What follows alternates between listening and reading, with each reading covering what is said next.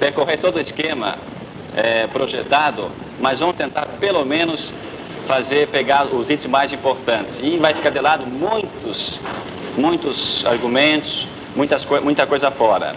Você receber em mãos aí uma folha mimeografada, as consequências teológicas, filosóficas, psicológicas, sociais e políticas da reencarnação. É apenas um esboçozinho, algumas pistas indicatórias, não é exaustivo. Essas consequências não são exaustivas, é apenas algumas indicações. Mas isso aí vai ficar com conclusão da aula de hoje, vamos ver no final. Nós tínhamos parado nos argumentos filosóficos, tínhamos visto apenas o argumento da dor e do sofrimento. E vimos que realmente a dor e o sofrimento, na dimensão crística, ela é sublime, é onde nós somos participantes na corredenção do mundo com Cristo através dos nossos sofrimentos. Então o sofrimento, longe de ser um castigo, ele é uma fonte de méritos, é uma fonte realmente de corredenção com Cristo. Não vou entrar nisso aí. Vamos ver agora o número 2, um outro argumento filosófico retido pelos reencarnacionistas a favor da tese, da hipótese, é a evolução. Tudo evolui. Portanto, por que o homem não pode evoluir? Vamos ver em que esse argumento da evolução, segundo os reencarnacionistas, no que ele falha, no que ele é contraditório. E é profundamente, é totalmente contraditório a tese, o argumento filosófico da evolução para justificar a reencarnação. Em primeiro lugar, então, nós, quem sou eu? Quem é cada um de nós? Nós somos frutos, agora, nesse momento, de muitas vidas passadas. Nesse momento, estou nesse estágio evolutivo para atingir a perfeição. E vou viver ainda muitas outras vidas para atingir a perfeição. Para atingir o nirvana, segundo o hinduísmo, para atingir, portanto, o Deus sobrenatural, para identificar-se, para confundir-se com Ele. Vejam como que esse argumento só a própria afirmação, colocação dele, já é falha. Quem é que evolui? É o corpo que evolui? Esse corpo meu agora aqui é mera camisa, é um mero envoltório. Ele não faz parte da evolução ontológica, metafísica do homem. É um mero envoltório, é uma camisa que eu ponho e tiro a hora que eu quero, tantas quantas vezes forem necessárias. Portanto, o corpo não faz parte do homem, é apenas uma carroça que a alma dirige, é o cavalo que o cavaleiro encavala. Portanto, não há evolução em termos globais. Mas é a alma que evolui, segundo a tese, a hipótese reencarnacionista. Como a alma evoluir? Quem evolui não é a alma que evolui, não é a alma que tem os seus progressos, é o homem total, é o homem completo, corpo, alma, matéria e espírito. Por isso, apelar para as reencarnações em outros corpos, para que eu possa evoluir, ir evoluindo e assim ir atingindo a perfeição, é uma contradição. Para que necessitar de corpos, se ele é apenas mero envoltório, não faz parte de nada do espírito? Ele é completamente grosseiro, é mau, é perverso. Então, para que utilizar-se de algo ruim, de algo que não tem nenhum valor, para evoluir, para progredir? Então, dá para perceber, não dá? A contradição mesmo é bem caracterizada. Mas, segundo, digamos assim, se fosse analisar mais em profundidade, veríamos que há uma evolução filogenética e uma evolução ontogenética. O que é uma evolução filogenética? É a evolução da espécie. Mas a tese, a hipótese reencarnacionista não aceita essa evolução filogenética, porque não é a espécie humana que progride, é a alma que progride. Portanto, Para eles, somente é válida a evolução ontogenética. É o ser, é o indivíduo que evolui. Mas esse indivíduo ontogenético que evolui, quem é ele? Como é que ele evolui? Através da alma. Mas a alma que reencarna. Mas a alma não pode evoluir por ser espiritual. Mas então é o corpo que evolui? Não, o corpo não evolui. Porque o corpo é mero envoltório. É um acidente, é um acessório. Que não importa se o acessório é assim ou assado, independe. Porque o fundamental, o fator metafísico é a alma. Então, segundo a hipótese reencarnacionista, só haveria evolução ontogenética e não a evolução da espécie como tal. O que nós vemos na realidade? É o homem que evolui, é o homem total que evolui, é uma evolução filogenética, a espécie toda que evolui, quer seja entre os animais, entre as plantas, uma planta que está ali hoje. A sua semente hoje está muito mais adaptada, segundo os indícios das convergências evolutivas, hoje, do que há 500 anos atrás. Então, houve uma melhora da própria semente daquela árvore. E ela vai se adaptando evolutivamente às circunstâncias, ao ambiente, à atmosfera e assim por diante. Também o homem. Há uma evolução ontogenética e uma evolução, o ser individual que cresce, que evolui, o homem total. Não só o seu corpo ou só a sua alma, é o homem total, psicossomático. E também há a evolução filogenética da espécie toda, que cresce, que evolui, e assim por diante. Senão, hoje, o que a gente constata na realidade social aí que vemos? Muito mais atraso hoje, isto é, muito mais sofrimento hoje, do que 500 anos atrás. Não é verdade? O sofrimento aumenta porque somos hoje quantos bilhões de seres humanos? Parece que então é uma contradição. Evoluímos e parece que cada vez mais os sofrimentos aumentam. Segundo a hipótese reencarnacionista, tinha que diminuir. Porque somos hoje espíritos mais evoluídos hoje do que 1000 anos atrás. E o que vemos hoje? Tantas barbaridades, tantas incongruências. Tudo isso contrapõe a tese, a hipótese reencarnacionista. Não vamos deter muito, senão demora demais. Mas há alguns outros itenzinhos. É inútil a evolução para afirmar a reencarnação. Por quê? Vejam vocês, eu já vivi 1000 vidas passadas. Não lembro de nada. Nenhuma experiência. Quando eu fui, por exemplo, um cientista, quando eu fui um marceneiro, eu sou nulidade em marcenaria hoje. Por que não me lembro de nenhuma experiência de quando fui marceneiro, fui pedreiro, quando fui carpinteiro, fui operário? Não lembro de nada. Quer algo mais inútil do que isto? Ter vivido 1000 vidas e agora não aproveitar nada agora? A natureza, portanto, não faz nada em vão. Não existe nada em vão na natureza, não é verdade? E quer algo mais em vão, mais inútil do que 100, 200, 500, 1000, 10.000, 20.000 vidas vividas anteriormente, e inútil, para nada me serve agora. Não posso utilizá-las em nada, nem sequer me lembro, muito menos posso experienciá-las na praxis da vida. É prejudicial, totalmente prejudicial, a evolução para confirmar a reencarnação. No próprio livro dos Espíritas, vou encontrar um caso, cito brevemente, de tal chamada Eva. Eva teve 9 filhos e matou os 9 filhos. Matou os 9 filhos. Então ela teve que fazer o quê? Reencarnar 9 vezes e ser morta 9 vezes. Porque ela matou os 9 filhos através de uma substância lá.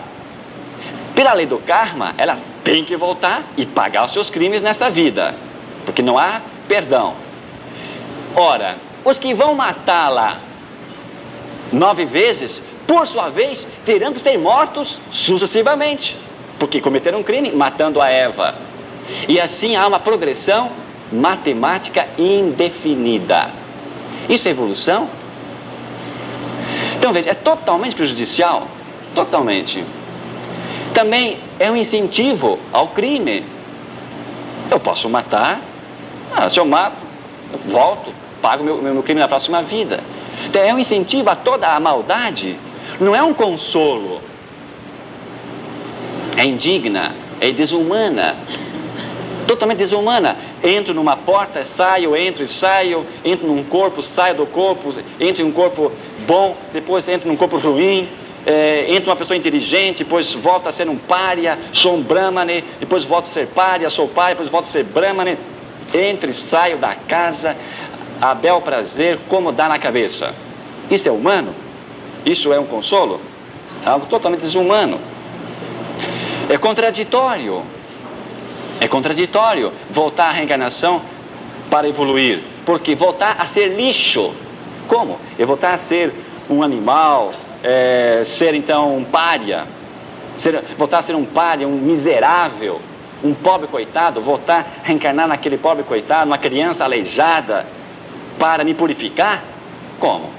Voltar a uma desumanidade para purificar, para atingir uma perfeição? Parece que não há uma ilação aí lógica. É antimoral apelar para a evolução para atingir a perfeição. Antimoral, porque gera vários impulsos para o crime, para a exploração, para a maldade, e assim uma série de causas indefinidas. Portanto, é antimoral totalmente. Não é incentivo ao homem. Mas é que nem todos entendem assim. Mas a grande maioria entende assim. E se aproveita disto para formar uma mentalidade segundo os seus interesses pessoais, grupais e assim por diante. Portanto, o argumento filosófico da evolução para confirmar e defender a hipótese reencarnacionista não tem consistência nos seus argumentos. É totalmente furado, totalmente inconsistente. Um outro argumento são 3 argumentos seríssimos, os mais importantes, segundo eles: a dor, o sofrimento, a evolução e, terceiro, o consenso universal. Aí, quem não tem um pouquinho de conhecimento histórico da história da filosofia, se embanana um pouco. Dizem eles, Allan Kardec, que o princípio da reencarnação está radicado na natureza humana. Está radicado, não há como sair. Portanto, há um consenso na própria natureza, está radicado esse princípio da reencarnação. Carlos Embaçaí, a reencarnação existiu em todos os tempos, em todas as regiões e em todas as seitas. Portanto, não há o que discutir. Há um consenso total. Também Mário Cavalcante de Mello só ouçam o que disse o senhor Mário Cavalcante de Mello. É interessantíssimo o argumento dele. Por mais longe que possamos sondar o passado, aí encontramos o princípio das reencarnações como base de fé. Os caldeus, os hebreus, Jesus Cristo, os primeiros cristãos, os filósofos gregos, Orígenes, Clemente de Alexandria, Pitágoras, Esopo, Platão, Aristóteles, os padres da igreja. Então vem Orígenes, Clemente de Alexandria. Tem escrito como postulado fundamental da religião do universo. Saiu fora de forma somente o catolicismo, que para assegurar à igreja o domínio, substituiu a palingenésia por uma vida única, acrescentando a lenda do céu, do inferno, como coroação. Isto se deu no ano 533, no concílio realizado em Constantinopla. Foi nessa data que a igreja cometeu essa imprudência. A Índia, o Tibete, o Mongol, a Pérsia, a China, o Egito, todos os povos, isolados uns dos outros, professam a mesma crença. Carlos Embaçaí, Mário Cavalcante de Mello, faz citação no livro de Leão Diniz, A Vida Depois da Morte. É Leão Diniz que solta esses argumentos, e todos os outros seguem a curriola de Leão Diniz. Repetem simplesmente os argumentos de Leão Diniz. Então, todos os povos, então há um consenso universal. E a humanidade como tal, se todos professam essa mesma fé, não pode errar. Então há um consenso. Então está radicado na própria natureza intrínseca do homem, a reencarnação. E como sair dessa?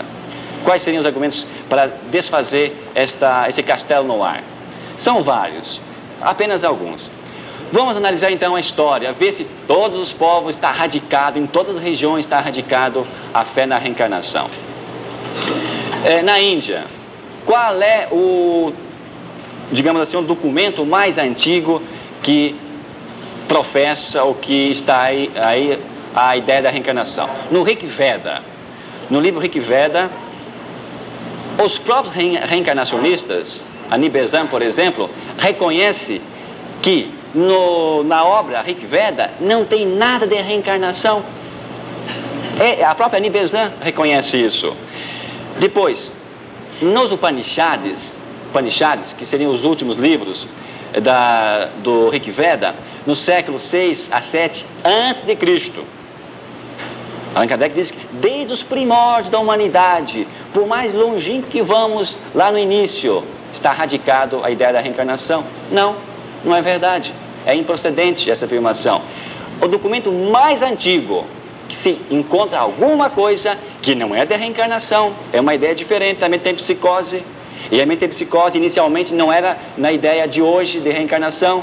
A metempsicose original, segundo o hinduísmo, era que um elemento mineral, vegetal, animal, passa de um para o outro, um elemento vivo que passa de um para o outro. Começa no mineral, passa esse elemento vivo, que é comum a todos a natureza, toda a matéria. O mesmo elemento material começa na matéria, passa, esse mesmo elemento algo passa para o vegetal, do vegetal algo passa para o animal, do animal algo passa para o humano. A metempsicose no sentido original. Depois mudou-se completamente esse sentido. Portanto, o documento mais antigo, datando do século VII, VI, antes de Cristo. E nos Upanishads, percebe-se como que surgiu a ideia, então, da metempsicose, segundo o hinduísmo.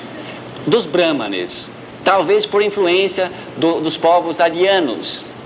E os Brahmanes, para defenderem a sua imortalidade, ficar sempre imortais diante do povo, então começaram a afirmar aos seus conterrâneos que eles eram reencarnações de vidas, de outras vidas, estavam vindo para garantir a sua memória, para perpetuar a sua memória.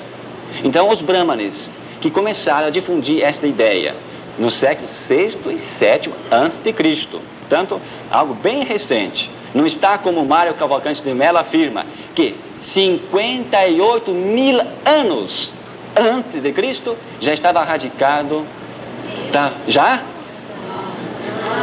estava radicado a ideia da reencarnação. Da onde o senhor Mário Cavalcante de Mello tirou esta afirmação, que 58 mil anos antes de Cristo já estava radicado a ideia da reencarnação, não sei da onde. Não se encontra nenhum documento do mundo essa afirmação. Só pode sair da cabeça dele, né? Que aliás, se tivesse cabeça adequada, não teria saído. Mas os Brahmanes, para proteger-se, para criar uma hegemonia, para criar um patrimônio, para criar proteção, eu sou imortal, porque vem de várias outras vidas. Então, sou perene, tenho memória, e assim conservo essa memória.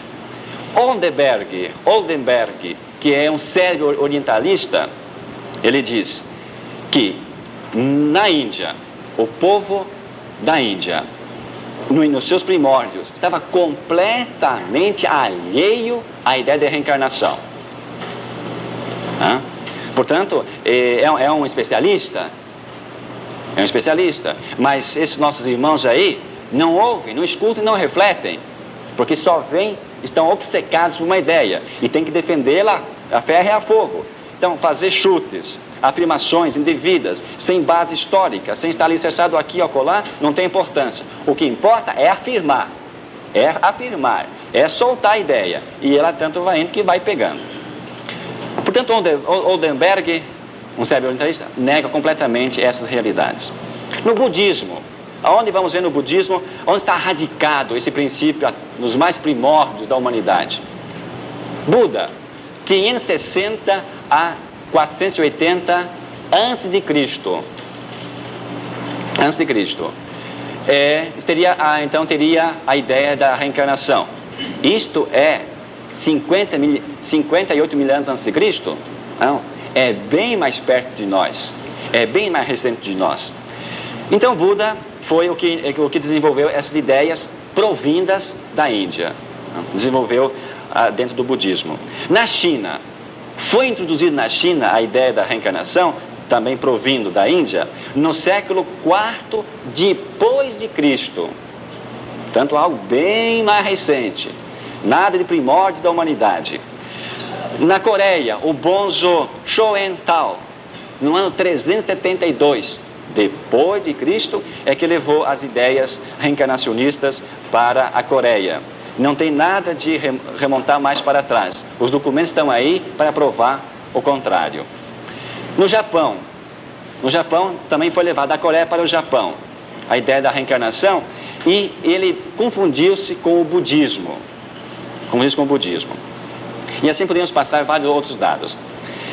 Hoje, o que vemos hoje na Índia, atualmente? Segundo o hinduísmo, segundo o brahmanismo, hoje, o que eles creem? Creem em nada. Não existe alma. Para o budismo e para o brahmanismo, não existe alma. Existe um elemento vital que é comum a todos os seres. Então, hoje, segundo a filosofia budista e segundo o hinduísmo, é o chegar no nirvana, é atingir o nirvana.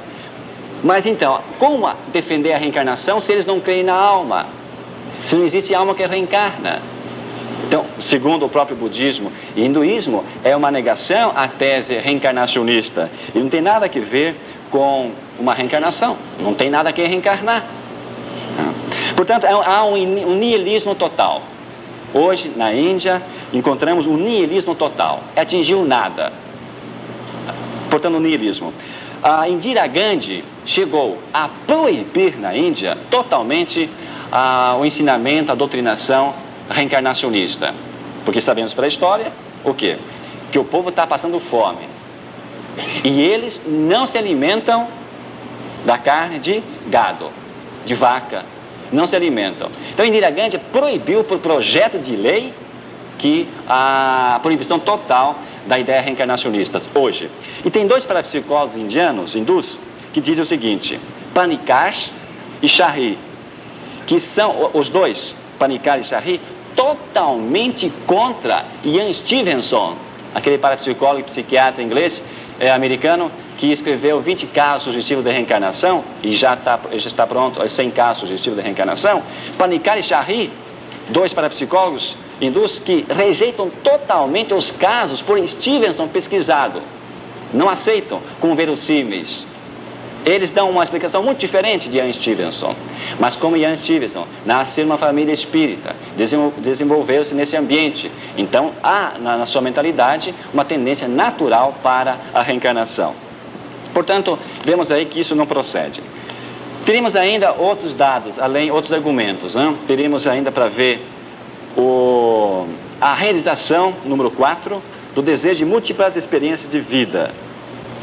Só uma vida é muito pouco. Então, há um desejo de outras experiências, de outras vidas.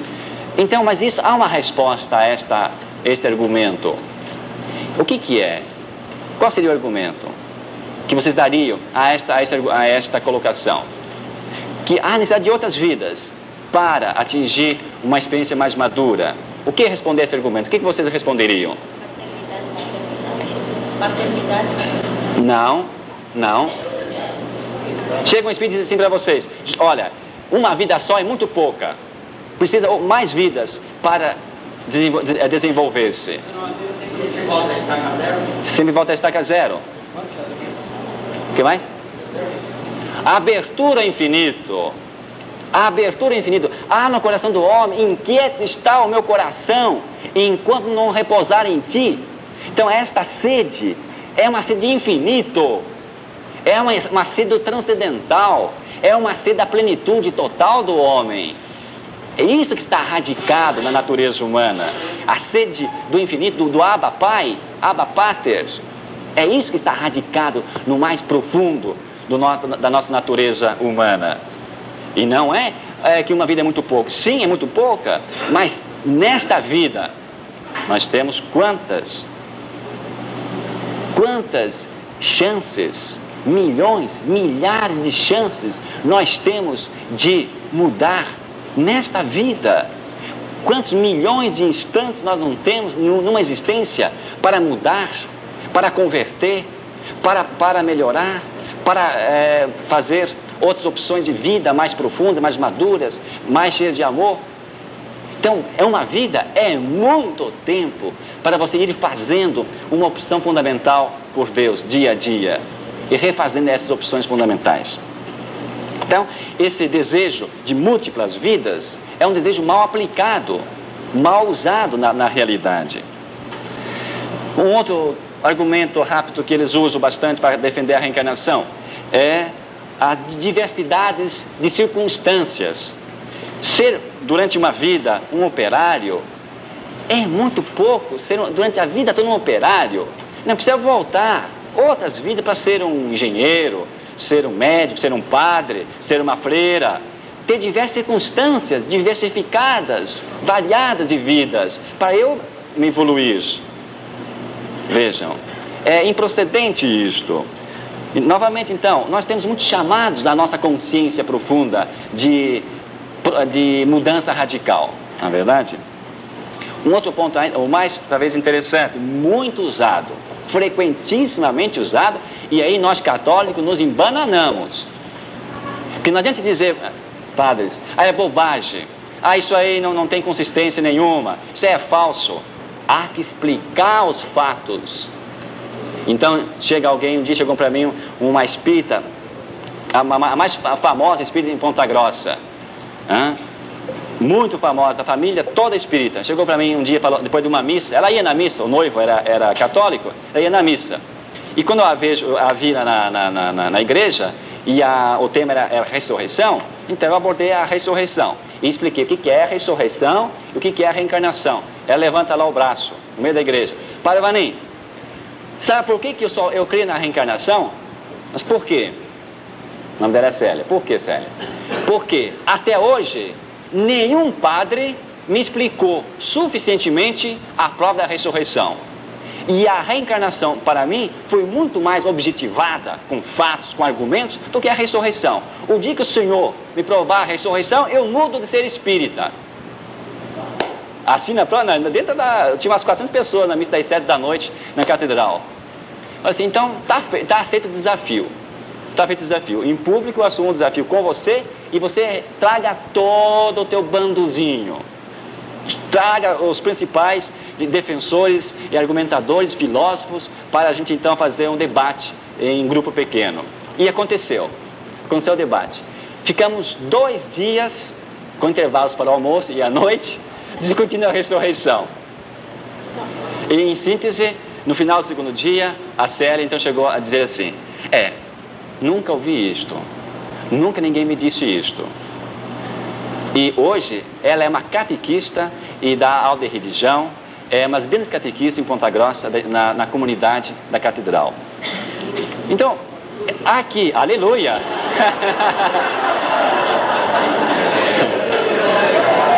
Aleluia! Mas vejam, a afirmação dela, nunca ninguém me tentou provar, me explicitar esse mistério. É mistério. Mas para mim, até quando mistério? Para que Deus nos deu cuca? É para usar. Então, os pais se refugiam em mistério. É mistério, minha filha, tem que aceitar. Não, até onde vai o raciocínio, até onde vai a penetração intelectual, temos que esgotar os argumentos. E ela realmente mudou, aceitou. Daquele grupo, só ela. E os pais, os irmãos, ela sofreu depois terrivelmente, os primeiros anos, sobretudo, sofreu terrivelmente. Porque a família é muito conhecida, é dona de várias creches, muito rica, assim por diante. Bem, da onde que vem a origem da alma? Me explique, Padre Vanim, da onde que vem as almas? Dizia ela, da onde que vem as almas? Se não há reencarnação, saia dessa, padrezinha, me dizia, saia dessa, Saia dessa. Eu falei assim para ela, mas Adélia, de onde que vem as almas? Morre 100 e nasce 100.000. Devolvi o argumento, o mesmo argumento. Você diz, de onde que vem as almas? Eu te pergunto, morre 100, aqui morre 100, na humanidade, e nasce 100.000. Da onde que vem os 90.000? Da onde que vem 90.000 almas, Célia? 900. Não, é 100, 90. E diz ela, vem de outros planetas. De outros planetas. Então eu disse, Célia, você desconhece até o pai do espiritismo no Brasil, você desconhece o que ele afirmou. Chico Xavier afirmou, está escrito, e falou o seguinte. Perguntaram ao Chico Xavier, Chico, de onde que vem as almas? Ele respondeu, vem de outros planetas. Ele, por azar, ainda citou o planeta, da Lua. Da Lua. Daí eu afirmei para Célia, foram os russos e os americanos foram na Rússia, os russos e os americanos foram na Lua e desceram aqui, não encontraram almas. Respondeu Chico Xavier, é que é do outro lado da Lua, é aqui. Então, foram lá os russos e americanos, cadê as almas? Não encontraram. Respondeu Chico Xavier, é que está dentro da Lua as almas. Então não tem saída. Não há saída, né? É aqui, vão lá, não está. É lá, vão lá, não está. É que é dentro da Lua. Veja o argumento. Então, agora tem que ser um argumento assim, sem apologética, sem briga. Muito calmo. Se não parte para, entre as emoções de raiva aí é mais briga do que discussão, do que debate, do que conversa. Então, o mito desta origem das almas. Nasce o homem, vive o homem, ressuscita o homem total. Ressuscita o homem total. E depois todas as explicitações que são necessárias a fazer. Bem, teria que ainda fazer uma colocação sobre essa pergunta. O que o subconsciente humano busca com a reencarnação? O que está atrás desta busca de grupos, de civilizações, de seitas, de grupos intelectuais, de médicos, assim por diante? O que está atrás dessa busca? Mas vou ter que omitir, porque senão não vamos abordar o tema que é muito importante, os temas da revelação espírita e da revelação divina. Segundo eles, o próprio Deus, Cristo, está provando a reencarnação através de textos bíblicos que eu queria ver com vocês. E ainda uma palavrinha que eu já disse, acho, sobre terapia de vidas passadas. Há um grupo aqui em São Paulo, a partir de março eu vou fazer parte desse grupo, fui convidado honrosamente por um psiquiatra da faculdade e uma psicóloga a fazer parte desse grupo. É um grupo de psiquiatras, psicólogos que se reúnem para fazer terapias de vidas passadas. TVP. Terapia de vidas passadas. Segundo Morris Netterton, um psicólogo americano, que tem 3.000 casos no livro dele, A Vida Depois da Vida. 3.000 casos onde ele diagnosticou, nesta pessoa que vive aqui, várias terapias de vidas passadas. Se eu estou com trauma aqui, estou sofrendo aqui, de uma angústia, uma psicose, uma neurose, estou sofrendo aqui. Esta dor não é desta fase, é de fases passadas. Então tem que ir fazendo terapia, descobrindo onde é que está radicado esse trauma. Há 100 anos, há 200 anos, há 1000 anos para trás, eles localizam. E tem vários argumentos. Então a partir de março eu vou fazer parte desse grupo. Agora interessante, eu discuti com eles, assim, amigavelmente, na faculdade, mais de 2 horas. Foram 2 horas de palestra e mais 2 horas depois, pessoalmente, no grupinho pequeno, são 4 horas. E eles espíritas, mas com todos os argumentos possíveis. 4 horas que fiquei com eles, eles nem desconfiaram, nem por hipe, mas nem por hipe que sou padre. Não sabem que eu sou padre, naquele grupinho. Então eles atacaram. Veja, Vanim, como é que esses padres por aí afirmam isso, aquilo, esses bispos, a igreja católica. E se eles tivessem um espírito desenvolvido neles, o que custava o espírito soprar? Esse carinha aí é padre, né? O que custava para eles? Mas nem desconfio, nem de longe, nem por hipe, deles próprios. Não perceberam ainda. Vou fazer parte desse grupo de psiquiatras e psicólogos, para discutir terapia de vidas passadas. Eu desafio que vou ficar lá 1 ano E eles não vão descobrir que eu sou padre. Com toda a probabilidade. Há também a possibilidade de eles perceberem por isso, evidentemente, né? Mas são tão, assim, obcecados na ideia que não há uma percepção diferente. Só uma palavrinha sobre isso. Vamos agora... Quer colocar para mim isso? Vamos agora, gente, aos argumentos divinos e bíblicos. Segundo os reencarnacionistas, sobretudo os kardecistas, esse aqui é o... Isso, esse mesmo, está aqui, ó. O cartaz não vai ser visível para todos, é só para facilitar a citação bíblica. Segundo os kardecistas, está radicado que há uma revelação espírita, são os espíritos desenvolvidos do além que vêm trazer a mensagem da reencarnação. Então, não há provas, veja a contradição com isso aqui, que está radicado em todos os povos, em todos os tempos, todas as regiões, a reencarnação. Agora vem outro argumento, não, só isso. Outro argumento que eles alegam, não, são os espíritos do além que vêm revelar que há reencarnação. Como? Olhemos então, se são os espíritos do além que vêm revelar, por que então se basear nisso aqui? E perguntei para a Célia, quais são as novidades que esses espíritos do além subdesenvolvidos revelam a reencarnação? Qual é a novidade que eles trazem, diferente desses argumentos? Sabe que nunca pensei nisso? Eles não pensam. Quando eles dão uma pergunta assim, uma argumentação sólida, bem objetiva, sabe que eu nunca pensei nisso? Aquela professora pedagoga que fez a palestra na faculdade sobre a reencarnação, que ela dizia sobre vidas passadas, eu perguntei, Terezinha, como é que você diferencia um diagnóstico de 1000 anos atrás das leis de Mendel de hoje? Perguntei assim, tinha uns 200 universitários.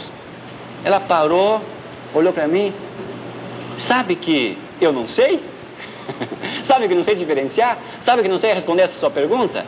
Mas para que pensar muito? Para que raciocinar? Isso aí estraga tudo. A gente tem que ser simples, meu amigo, dizer, tem que ser simples, tem que aceitar, está aí. Então, não há argumentos. Né? Bem, então, os espíritos revelaram a reencarnação. É errado, totalmente errado, porque não dizem nada de novo do que já historicamente os homens propagaram. Vamos ver agora os textos bíblicos, não todos, pelo menos os principais, não vai dar tempo de ver os principais, a gente tem essa folha para analisar, do Antigo Testamento. Dizem eles, Padre Manem, está na Bíblia a reencarnação. Quer ver os textos? E lá vem, a ladainha de textos que eles citam. 2 Macabeus 7:11. De Deus recebi esses membros, mas por sua lei o desprezo. Por quê? Espero recebê-los novamente deles. Está aí, Padre Manem. Aí a reencarnação. Está aí na Bíblia. Macabeus 2:7-11. De Deus recebi esses membros, mas por sua lei o desprezo. Porque espero recebê-los novamente dele. Está aí a reencarnação. Veja o furo. Espero recebê-los novamente dele, de Deus. Estes membros. Ressurreição. Estes membros, espero receber novamente dele. Portanto, os próprios membros, os membros que eu tenho, desprezo por sua lei, mas dele eu espero receber novamente. Então, ressurreição total do homem. Porque se fosse a reencarnação, despreze esses membros e espero receber outros membros diferentes, porque os mesmos já tenho. A reencarnação supõe outro corpo. Evolução, não é o mesmo corpo. Outro texto, Ezequiel 37:5-6. Quer um texto mais evidente para Vanem do que este? Olha, isto diz o Senhor a esses ossos: porei sobre vós nervos, farei crescer carnes sobre vós. Está aí a reencarnação, evidente.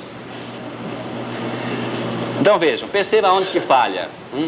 Porei sobre vós nervos, farei crescer carne sobre vós. A ideia é clara de ressurreição, de nova criação. O homem total que começa uma nova vida na ressurreição, uma vida total, totalmente plena. Mas é um texto muito usado a favor da reencarnação. muito usado. Um outro texto, isso aqui não sei se corresponde, em todo caso, eu, numa Bíblia, não sei se corresponde exatamente a esta citação. De Êxodo 15, 26.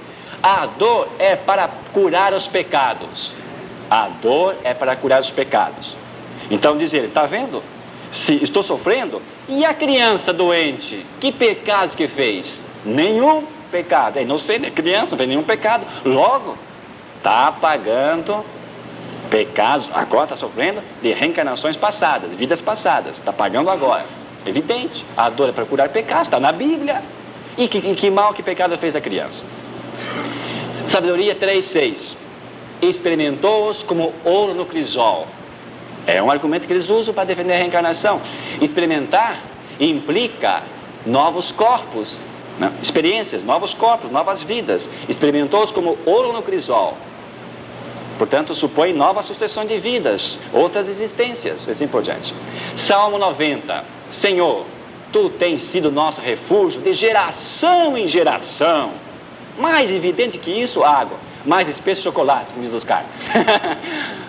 Está aí de geração em geração. Tu tens sido conosco nosso refúgio de geração em geração. Vejam, gente, há que explicar que Deus é misericordioso, nosso refúgio, sempre, em todas as partes, continuamente, com todos os povos, em todas as gerações. Deus não ama mais um do que o outro. Deus ama a todos igualmente.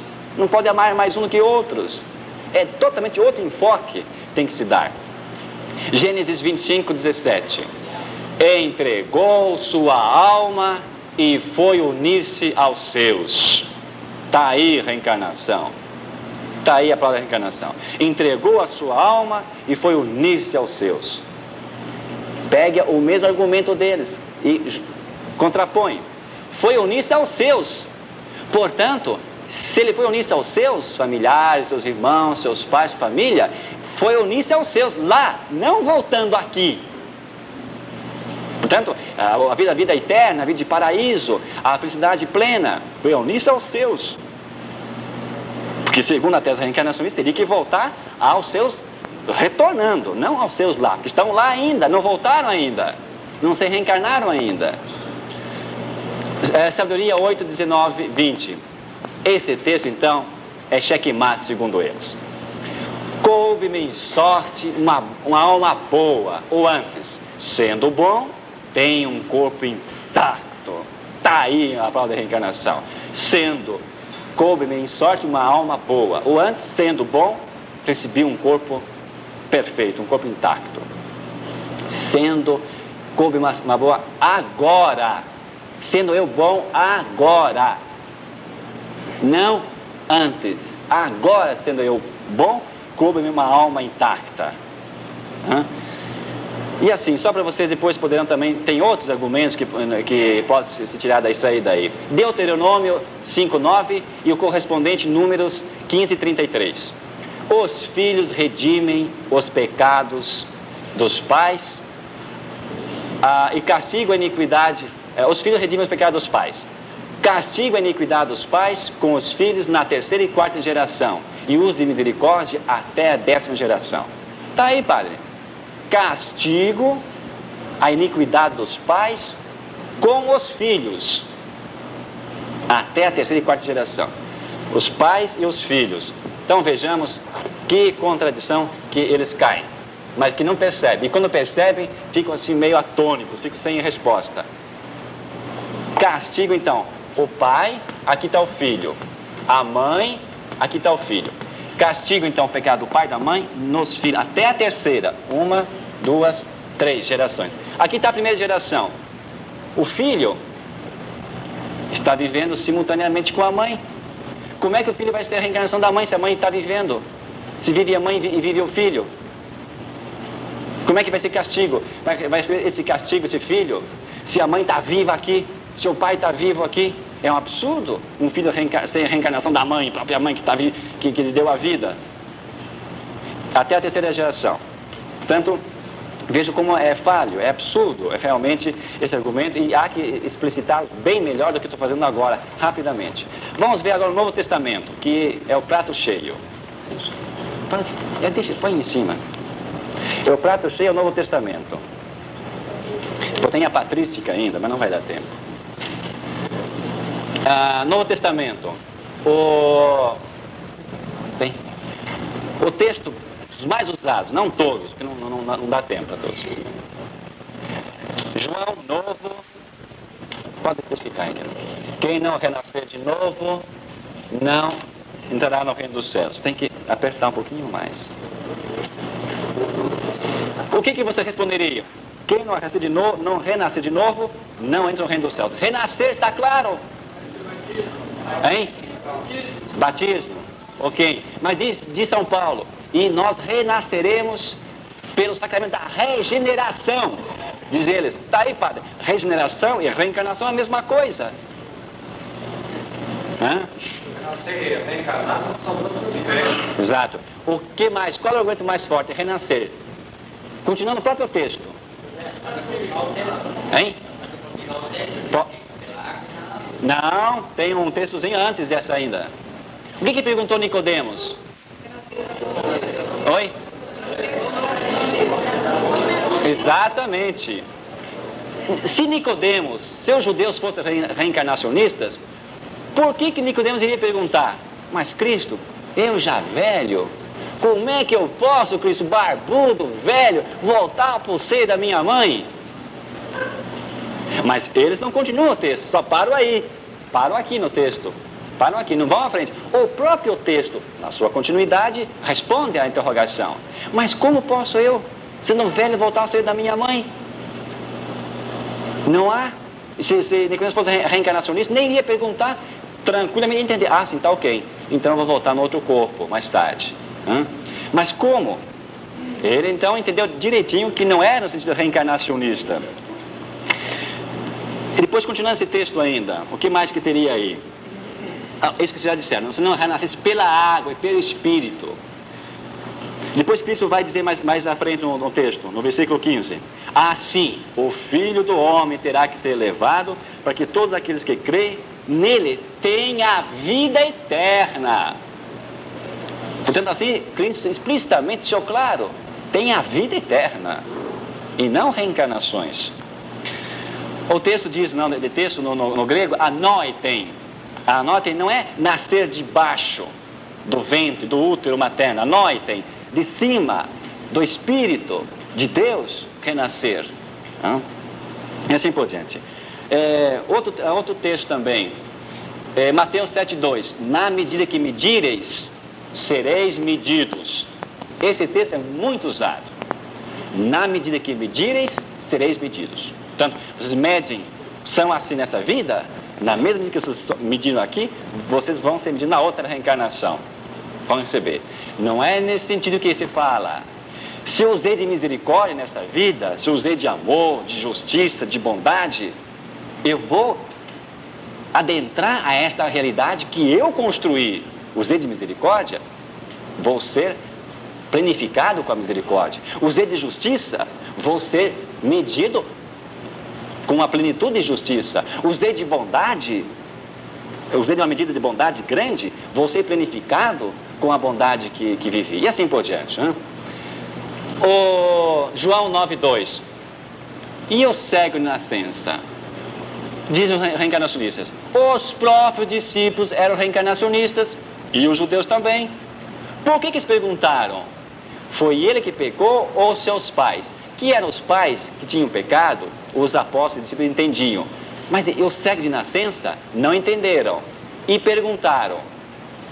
Então, se perguntaram, é porque eles acreditavam na reencarnação, segundo a tese deles.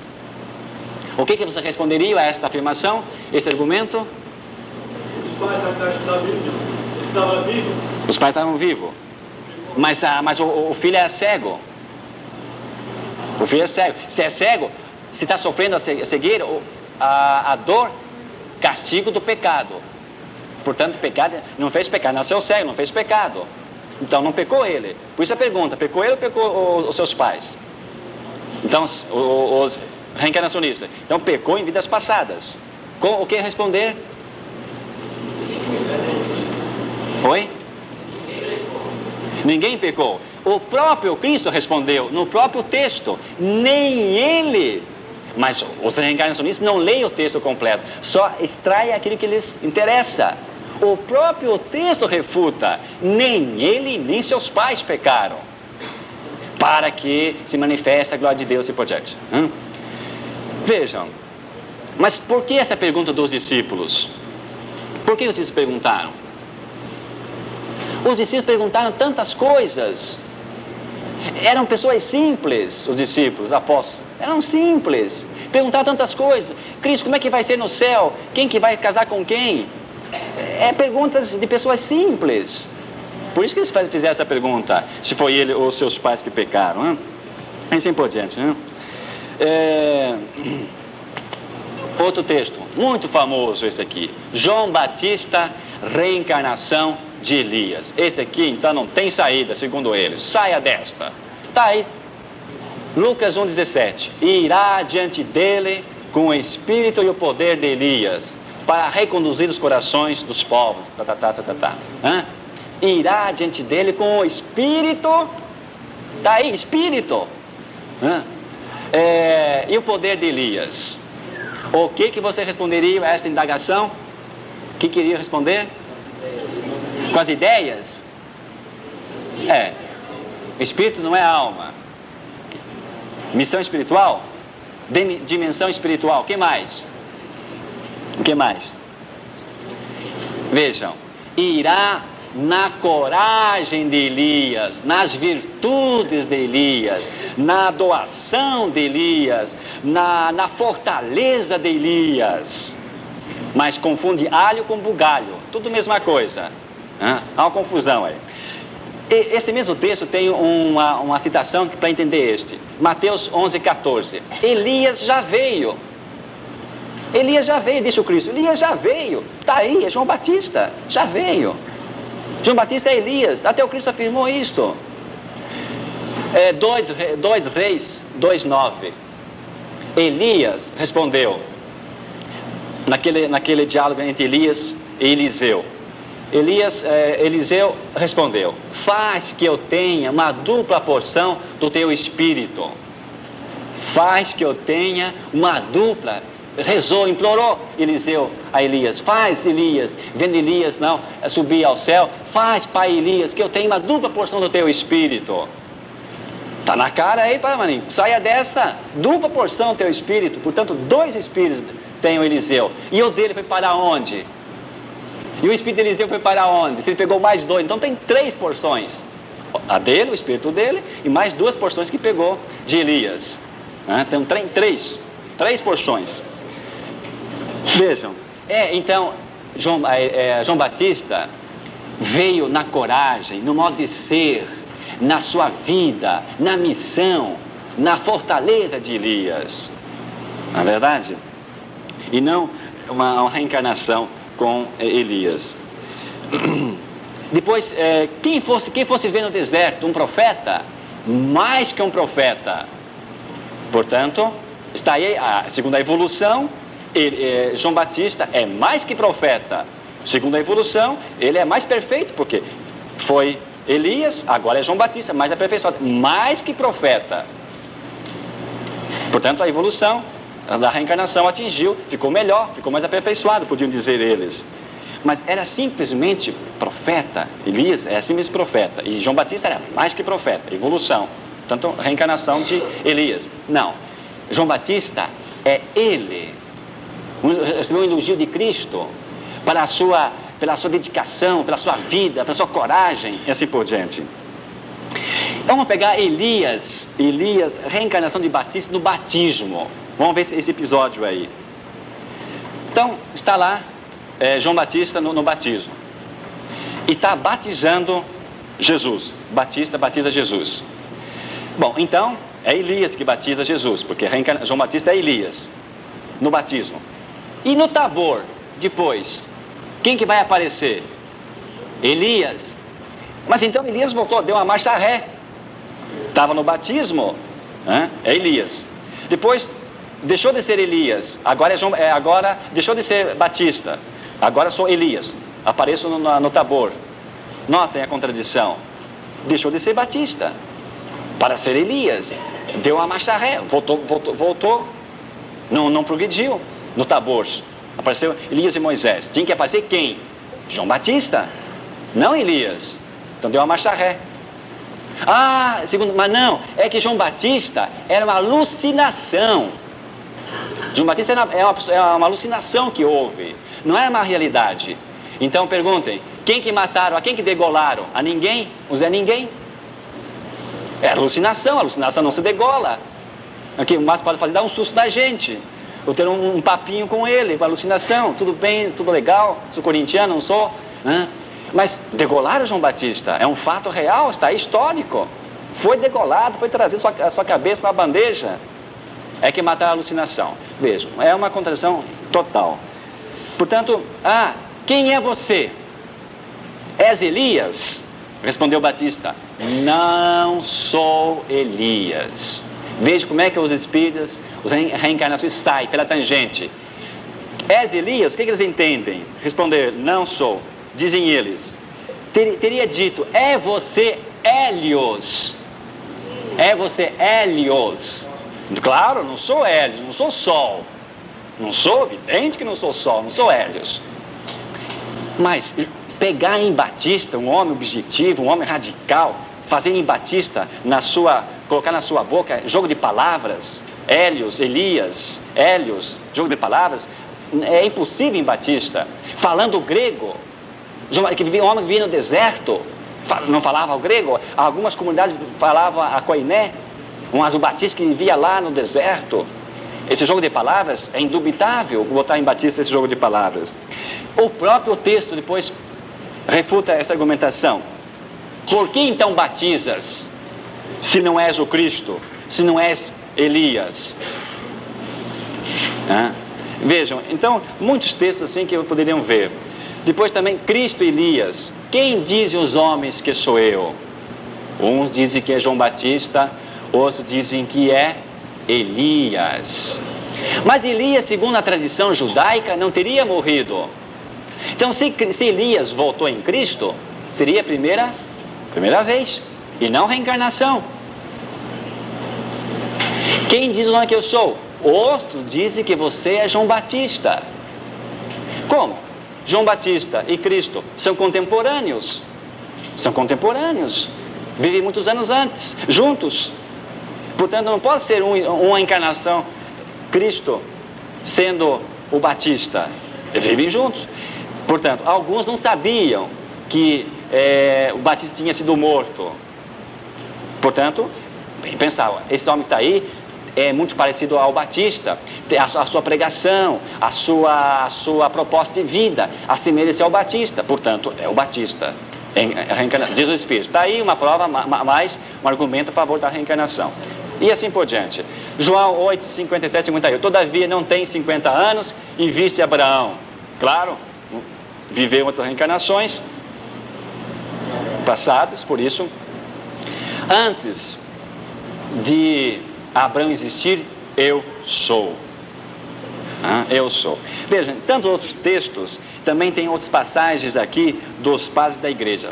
Só olhem, eles citam 7 padres, para quem copiou no esquema, que teriam sido os pais na primitividade, no cristianismo primitivo, iniciante, os pais da reencarnação. Citam 6 ou 7 padres. Orígenes.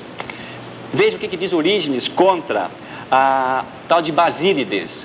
Basílides dizia, um texto de Paulo, vivi em outros tempos sem lei. Claro, outras reencarnações. Então, a Orígenes refuta Basílides dizendo, não, diz assim, fábulas ineptas, ímpias, diz Orígenes contra Basílides, na afirmação de São Paulo, que vivia em outro tempo sem lei. Então viveu em outra reencarnação sem lei. Mas está falando da sua conversão, da sua vida nova. Um outro padre, Clemente de Alexandria, o que ele diz? São todos santos padres pegos para defenderem a reencarnação. Vejo o que esses próprios citados por Asacop, Carlos Embaçaí, Allan Kardec, Leão Diniz, o que diz Clemente de Alexandria?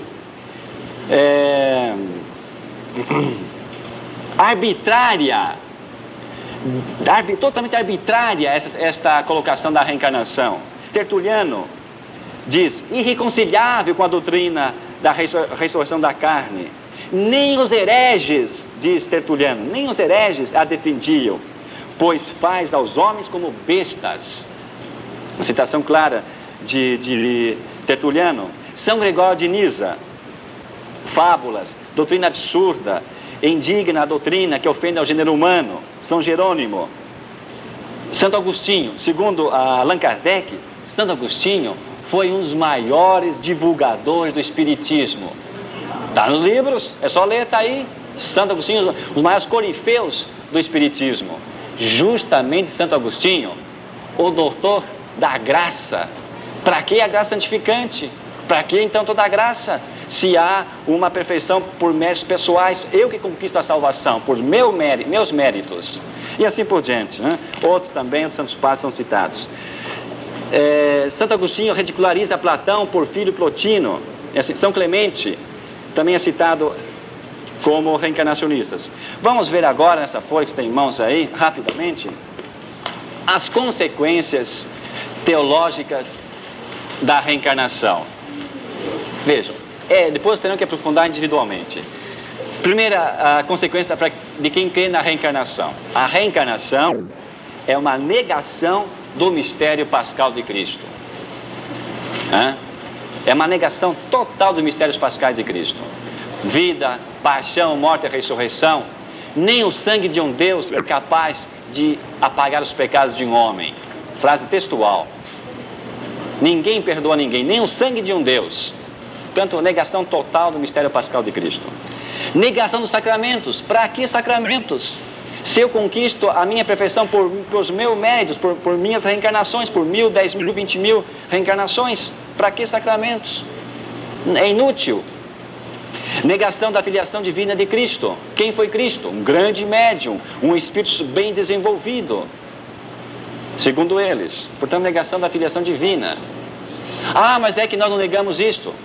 Mas é só pegar a própria teoria e analisar, se for ser subsequente.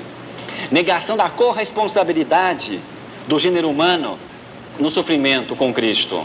Nós somos corresponsáveis com Cristo, com nossa dor completa da minha carne, o que faltou à paixão de Cristo. Então, a negação total. O sofrimento é castigo de vidas passadas. Então, a nossa corresponsabilidade na coparticipação, na corredenção da humanidade com Cristo.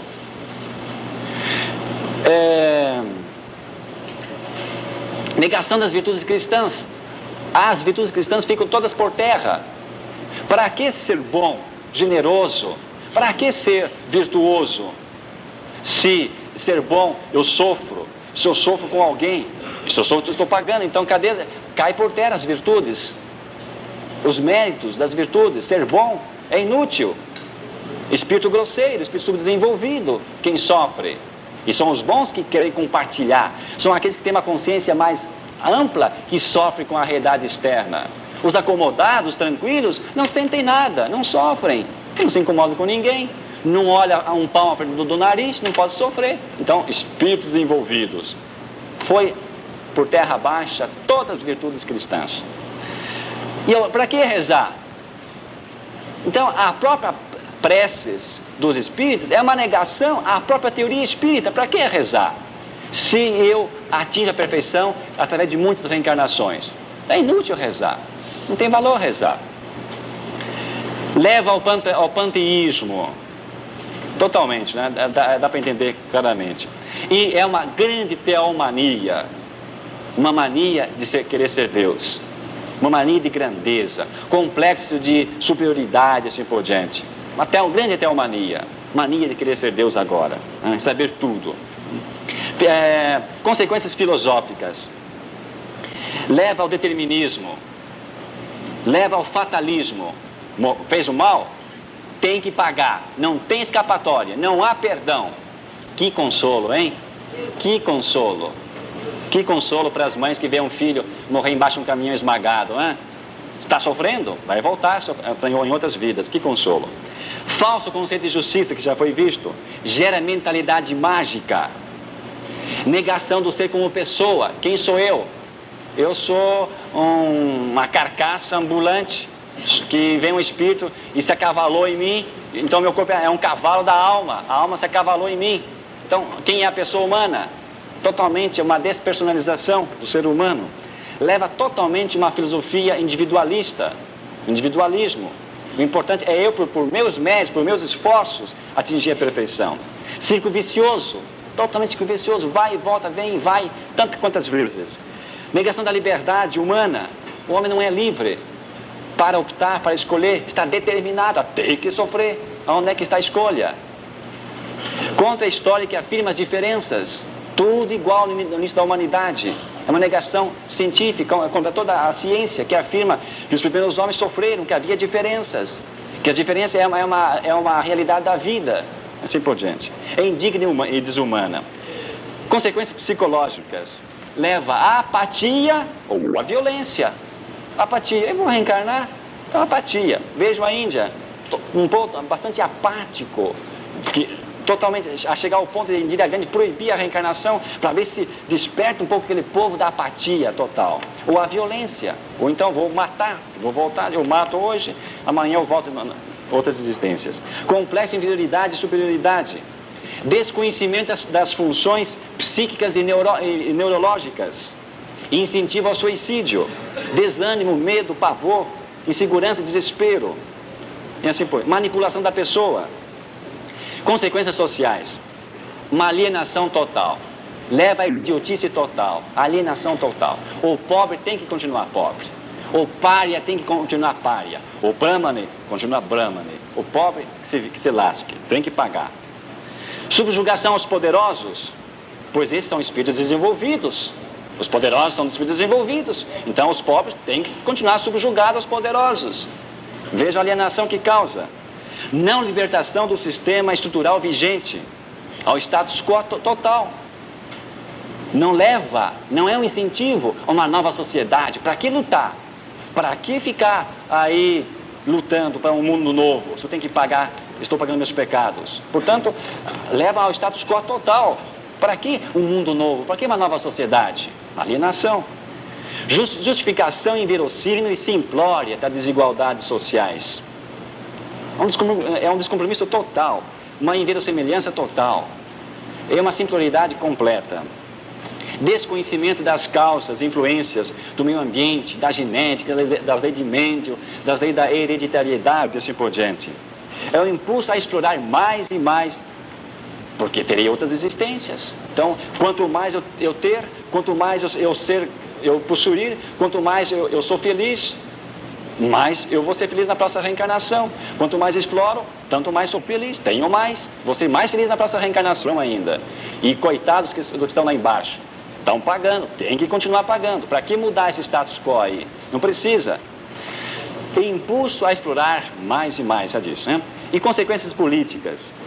Faz jogo de interesses dos grandes grupos internacionais e nacionais. Coloque aí as multinacionais pelo meio, coloque aí os governos nacionais dos países que favorecem que esses grupos desenvolvam-se. Veja no Brasil como que essas redes se proliferam. Tem apoio financeiro de empresas, de governantes, de prefeitos, de governadores. Com que facilidade eles adquirem meios financeiros para criar centros e assim por diante. Interessa ao governo. Faz o jogo deles. O povo continua com a venda nos olhos. Para que ver? Para que pensar? Para que refletir? Interessa então o jogo político. Desfavorece uma formação da consciência política, porque a lei do karma é inflexível. Então, para que conscientizar da situação? Se eu tenho que aceitar, eu tenho que viver, eu estou pagando. Para quem tem uma conscientização da situação atual, e o nacional e internacional? E a educação do povo fica totalmente comprometida. Educar para quê? Para que promover? Para que educar? Educar quem? Uma alma aprisionada num corpo que é castre da alma? Para que educar? Educar quem? Quem que sou eu? Se aqui é apenas uma carcaça. Então vejam, todas as consequências, é impossível realmente abordar todos os temas, mas vocês terão condições, através dessas pistas, apenas algumas pistas, não? A fazer... Já passou o tempo? Já passou? Tem 3 minutos ainda. Por que, padre, tem tanto interesse em hospitais, creches, etc. dos espíritos? Muito bem. Perguntou para aqui, para que então o interesse dos espíritas em fazer hospitais, creches e por diante? Para quê? Exatamente, os hospitais, as creches e tudo que os espíritas e reencarnacionistas possuem é uma contradição à própria teoria reencarnacionista.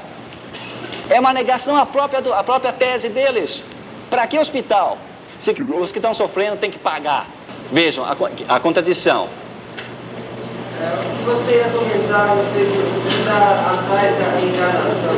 Pois é, o que está atrás? Então, uma palavrinha. O que está no inconsciente humano dessas pessoas que buscam a reencarnação, que acreditam? Está, em profundidade, a ideia da imortalidade.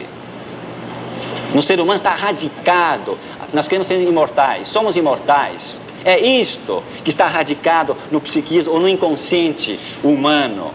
Agora, só que transformam esta imortalidade, modificam essa realidade que todos nós somos, digamos, caminhantes para isto, para a reencarnação.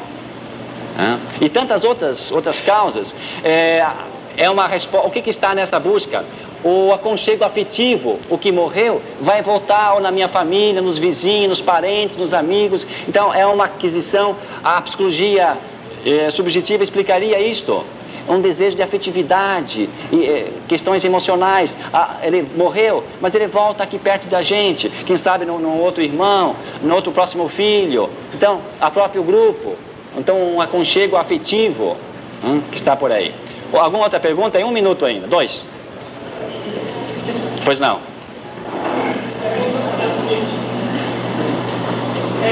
Se os espíritos têm algum argumento contra a identidade, se alguém tivesse toda a ciência humana, próprio a identidade da pessoa, seria o princípio direito, exato. É responsável, por exemplo, eu faço alguma coisa, exatamente. É um argumento muito forte a nosso favor. E como é que eu vou identificar que esse espírito que está em mim é um espírito grosseiro ou um espírito desenvolvido que baixou em mim? Como é que eu vou identificar? Como identificar? Então um argumento a favor nosso, a busca da identificação. Como diferenciar um espírito do outro que reencarna? Quem sou eu ou é João ou é Maria? Pois é, também. Quem sou eu? Se eu sou uma somatória de 100 vidas que já vivi, quem sou eu? Sou João, sou Antônio, sou Oscar, sou quem? Oscar, segundo eles, é Torqueimada. Não é Oscar, é Torqueimada. Apresento-vos Torqueimada. Né? Então não é Oscar mais, é Oscar ou é Torqueimada?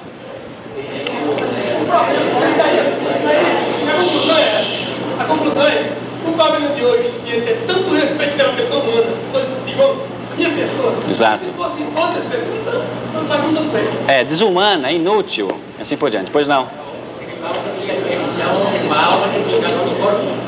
Ah, sim, o homossexual.